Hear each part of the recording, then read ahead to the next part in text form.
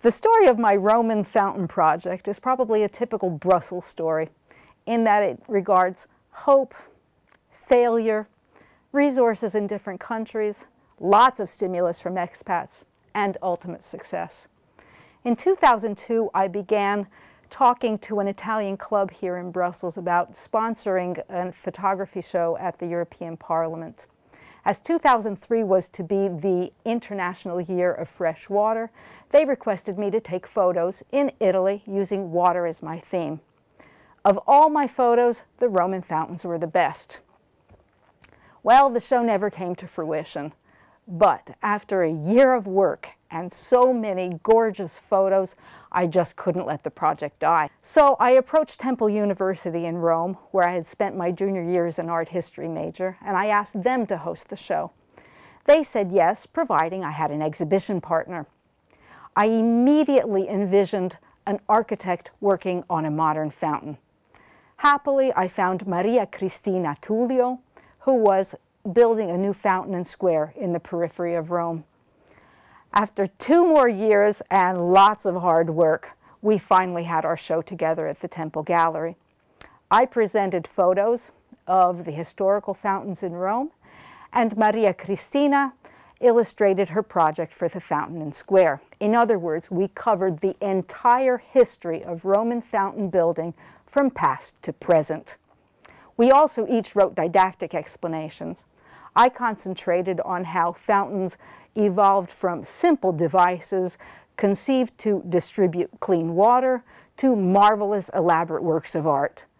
And Maria Cristina focused on how she revitalized an ancient aqueduct and incorporated it into a modern square.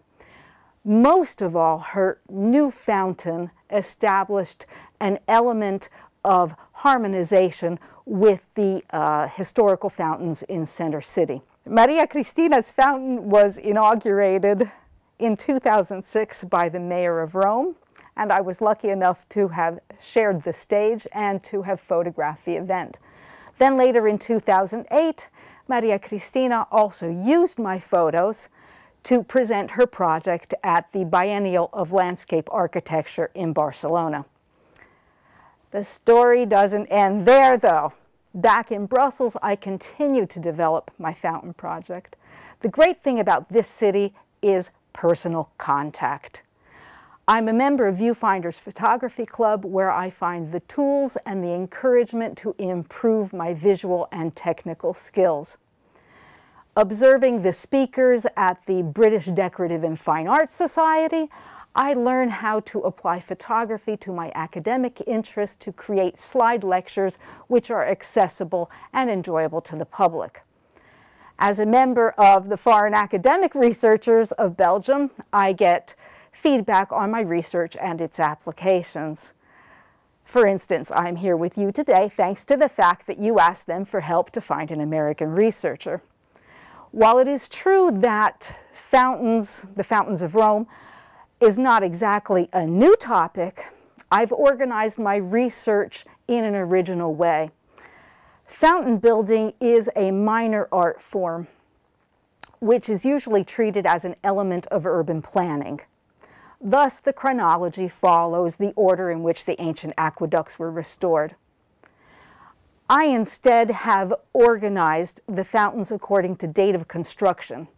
In other words, I've arranged them on a stylistic basis so that my audience can appreciate them from an artistic point of view. For example, this is a rather simple fountain.